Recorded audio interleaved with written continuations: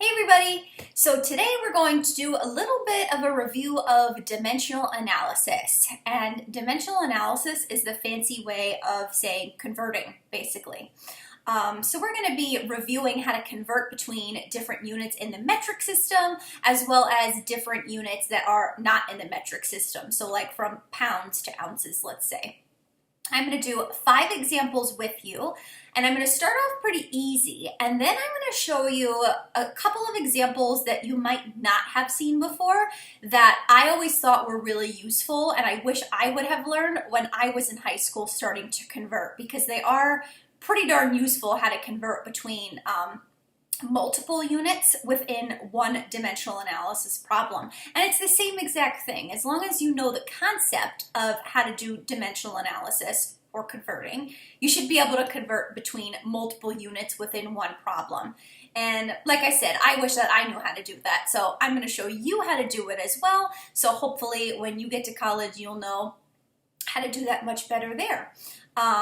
So let's go ahead and get started. Let's do some examples. So if you had me for Chem 1 or Chem 2, you've seen this before. This is the sheet that I'm going to be using for metric conversions. Just to go over what this means again, so this is good for any of the base units. So this right here says 1 meter, and you'll see that this is, it says meters all over this. This is good for any of those 6 base units. So this is good for the liter, the mole, the second, the Pascal for pressure, any of the base units. As you go up, the units get much larger. So I always think of the megabyte and the terabyte. Bytes is in computer storage. When I was in high school, it was like the new big thing to have those little flash drives. I don't have one close to me, but it was like a big deal if it had like 256 megabytes or something, which was like one document. Now, or after that, you can go to the store and get like 20 gigabytes of storage. So much more significant. So megabytes versus gigabytes are even larger than that. Now, if you're like super into computers, you can get terabytes worth of storage. I guess unless you're doing something really, really crazy, you won't need to store that many things, but that's just a computer example. So as we go up this, the units get much larger, and it's easier to represent by putting that prefix in the front. Instead of saying like, a million megabytes, we would say 1 terabyte. I don't know what the unit is off the top of my head, but something like that. And as we go down, the units get much smaller. So decimeter, centimeter, millimeter, etc. You can see all of the prefixes off to the left-hand side. And you'll also see the letter you put before the actual unit. So just so you're aware, mega's a capital letter M, because the milli is the lowercase m, which is different from the micro. The micro is this little mu symbol. It's like a U with a tail in the front. And actually, I was confused a couple of weeks ago because I was looking at some medicine and I was like, what in the world is MCG? I was like, MCG, like what could that stand for, with like a dosage for medicine? And I was like, oh, wait a minute, that must be the micro, because probably they can't type that little mu symbol right next to that. So I was like making a connection there, just looking at some medicine. You'll also see, now I don't do this in Chem 1 and Chem 2 because I don't like to confuse people, but I will do this in AP. I don't normally use these particular conversions right here. You'll see me do it backwards. So for example, I will say that there are 1,000 millimeters in 1 meter. I'll say that there are 100 centimeters in 1 meter. It's the same exact thing. You'll get the same exact answer. I always think it's a little bit easier to just remember 1,000 millimeters in a meter, as opposed to 1 millimeter is 0.001 meters. That's just me. You're more than welcome to do it any way you want. Just beware that you will not, I don't think you will get any type of conversion paper on the AP exam. So you probably want to start remembering not all of these, but just some of the basic ones, especially the milli and the centi. And the kilo. I think that's all I want to say for here. So these ones I don't do anything different with. I just kind of remember them. I just remember that 1 nanometer is 1 times 10 to the negative ninth meters. Um, just because I've seen it so often. I'll have to look into if you need to remember that or not, and I'll put that in the description below just to kind of update you. But when I'm filming this right now, I'm not sure. So there's our little introduction to this right here. And any non-metric system, I'll just kind of write down because you can always look that stuff up on the internet. You can look these up too, but I figured I would show you this just because you're familiar with seeing this from me. Let's do some examples together. Enough of my rambling. So here's our first really basic example. We're going to convert 0.30 meters to units of millimeters. If you look on that paper, if you just recall, there are 1,000 millimeters in 1 meter. So that's what we're going to use as our conversion factor in this dimensional analysis problem. So of course we're going to start off with what we want to get rid of, 0.30 meters. I like to put a placeholder of 1 below that just to kind of keep its place. That's not always going to be a 1. That's some of those new examples that I'm going to show you in a little bit.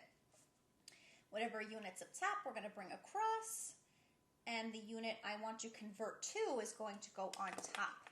Notice I put the units in first. In AP, try to make sure you're doing things the way that I show you how to do them, because it's going to keep your work nice and organized. So units of meters will cancel one another out.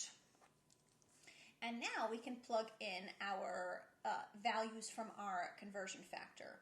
1 meter is equal to 1,000 millimeters. So when you solve for this, you should get 300 millimeters. Whatever unit's at top is the unit that's going to be your answer. Now, with significant figures, you'll notice that this value has 2 significant figures. This value has infinite. And the reason why it's infinite is because this is not a measurement. Just don't forget that. Sorry about the cord that's in the way. So we need to make this also have 2 significant figures. And I've been starting to do some stuff in your textbook, and the answers will always be expressed to the correct number of significant figures. How do I get this so it has 2 significant figures?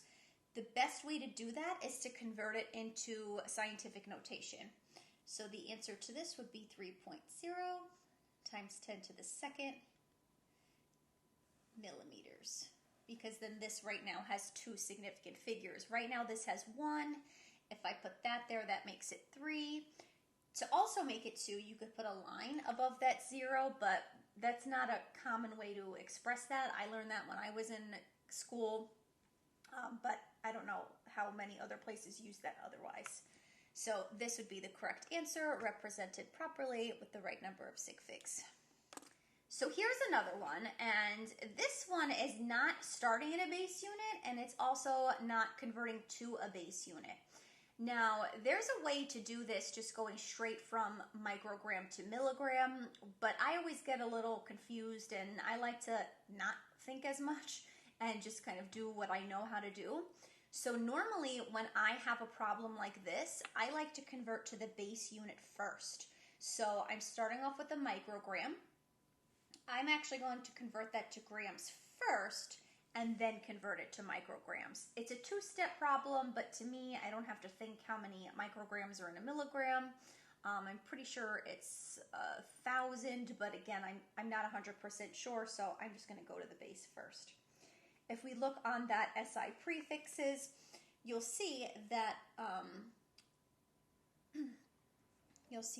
1 microgram is equal to 1 times 10 to the negative 6 grams. And also, we know that there are 1,000 milligrams in 1 gram. So those are both our conversion factors for this dimensional analysis problem. So let's start off with what I have. And that's like a U with a long tail in the front. Let's use this guy first. Micrograms to grams. 1 microgram is 1 times 10 to the negative 6 grams. Those units cancel. And now let's convert grams to milligrams. And when I do that, the same thing. So units of grams cancel. 1 gram contains 1,000 milligrams. You should get 0.08. Now that's what the calculator tells you, but you always want to use significant figures. So this guy has 3. These have infinite because they're not measurements. We know those for a fact. So this guy must also have 3. So make sure you express those appropriately. Tack those zeros on the end. And there's my final answer. Don't forget units. So whatever is left here is going to be your unit for your final answer. So those first two are ones that you've seen before. So they're just basic conversions using the metric system. Please make sure you become very comfortable with those because you will have to do that quite a bit in any problem that you'll encounter. A lot of times your textbook or just the AP problems like to give you a measurement in some other unit other than the base unit, and you will have to convert it first. So please become comfortable with that. Here's an example of something that I didn't really know how to convert for a little bit, and it's really not that difficult. So I figured I would just show you. In this case, we have 37.26005 miles per hour, and we want to know how many meters per second that is equal to. So notice how you're changing miles to meters, but you're also changing your denominator, in this case, from hours to seconds. So we're changing multiple aspects of the unit. We're always going to start off with the value. And miles is going to go on the top. And because technically miles per hour means you're traveling that many miles per 1 hour. So unlike those other ones where there is just a 1 underneath, you actually have a unit down below that. And that's because you're traveling this many miles per 1 hour. And you have to cancel out not only these top units, but these bottom units as well. Let's work on this top one first. So let's convert miles to feet, just because I know how many feet are in a mile. And I also know how many feet are in a meter. So miles is up top. I'm going to bring miles down below. And let's convert that to feet. So I just did miles first. And 1 mile contains 5,280 feet. If I were to solve this right now, my answer would be in units of feet per hour. That's not the unit we want, though. We want it in units of meters per second. So let's go ahead and convert feet now to units of meters. So feet to meters. 1 meter is 3.28 feet. So now those units cancel. Notice how those units canceled and those units canceled. So I have this units of meters on top, which is what I want. Remember, this you can technically rewrite as meters per second. And right now I have meters per hour. Whatever unit's not crossed out, that's the unit that your answer would currently be in. So we want to get out of hours. How do I do that? Just continue the problem. And now, just like when you bring the unit down, because mathematically the units will cancel, we want to bring this unit up to the next conversion.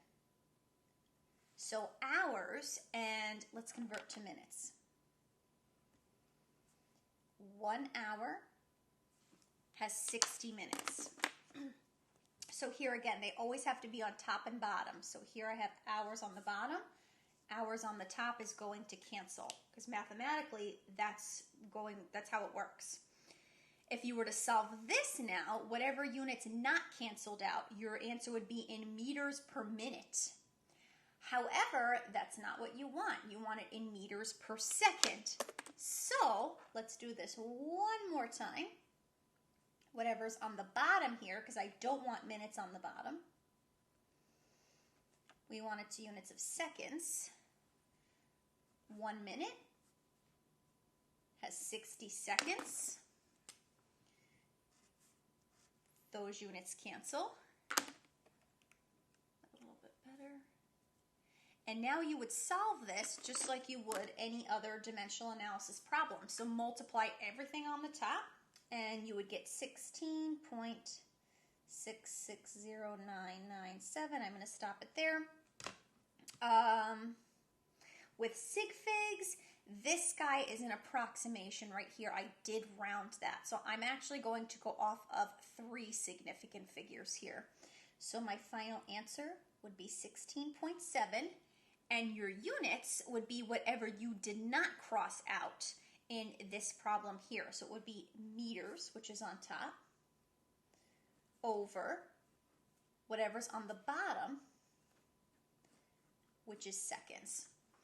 That's how you would do a problem that has more than 1 unit. You can even do this with 3 units if you wanted to, but I couldn't really think of an example other than like a Newton, but you wouldn't see that in chemistry. You'd see that more so in physics.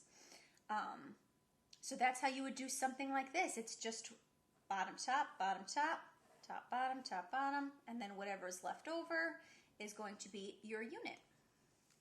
So here's a great example of one that I did not know how to do for probably till I was like a sophomore or a junior in college. And I was like, why didn't anybody teach me how to do this? This is so easy. So here you have a cubed unit. So a meters cubed to an inches cubed. You can look up the conversion for that, the cubed units, but I always think it's confusing. So what I just did was I just looked up the conversion from meters to inches, and I found that 1 meter is 39.37 inches. So let's write that down. 39.37 inches. Now, these are cubed units. So 2.900 meters cubed. A meters cubed is technically a meter times a meter times a meter. That's a meter cubed. So when I'm doing this, I'll put 1 on the bottom, just like I have, because there's no denominator in my units. Let's see, let's plug my conversion in. 1 meter is equal to 39.37 inches. That one conversion, meter, only cancels out 1 of those meters in my original problem, 2.900. That's 1 meter that it cancels out. So if you solve this, your final answer would be incorrect. Your answer would be meters squared inches, which doesn't make any sense whatsoever. So the way you would continue to solve this one is actually do it again. So 1 meter on the bottom, 39.37 inches, because now you cancel out that second meter. But guess what? You're going to have to do it a 3rd time to cancel out that last unit of meter. So 1 meter is 39.37 inches. There's that last unit of meter. And if you notice, your numerator, your unit on the top, would be in inches times inches times inches, which is the same thing as inches cubed. So, let's see. Solve this, get this crazy answer, which I'm going to round to 4 significant figures. Looks like I would have 1, 7, 7, 0, 0, 0. And my final answer would be inches times inches times inches, which is inches cubed. That's how you would do an example like this one. And again, I was never showed that. So I was like, oh my God, how the heck do I do this? Like, I would always get them wrong. And it's not difficult. It's just the same thing you've been doing. You just got to do it 1, 2, 3 times, which is kind of annoying, but it's whatever. So let's try one more. So this one here is not necessarily tricky. It's just something that you need to know how to do when converting, because you're going to come across a lot of these types of problems. So I'll notice here I have this unit of volume here, but I also have units of centimeters, which a lot of times people will assume that that's a unit of length, but it's a centimeters cubed. So how do I get liters to centimeters cubed? Something that you need to know is that 1 milliliter is basically the same way of representing a centimeter cubed. Those are interchangeable units. So that makes this problem a lot easier to do once you know that little tidbit of information. So just make sure you keep this right here in mind as you're converting some problems, especially with volume. So let's start off with 3.5 liters, and let's get this to milliliters first. 1 liter is equal to 1,000 milliliters. Those units cancel. And then you will use this conversion next. So milliliters to centimeters cubed. 1 milliliter is the same exact thing as a centimeter cubed. So really, you don't even have to do that last one. A lot of times I'll just change the unit without doing any work, but it's up to you. And your final answer would be 3,500 centimeters cubed. 2 sig figs, that also has 2 sig figs. So that would be my final answer. I'm going to attach a worksheet that goes along with this with some problems on there of all these 5 different types. If you have any questions, let me know. Check your answer key though, or check my answer key, and let me know if you have any questions. Thanks a lot, and I'll see you in the next video. Bye.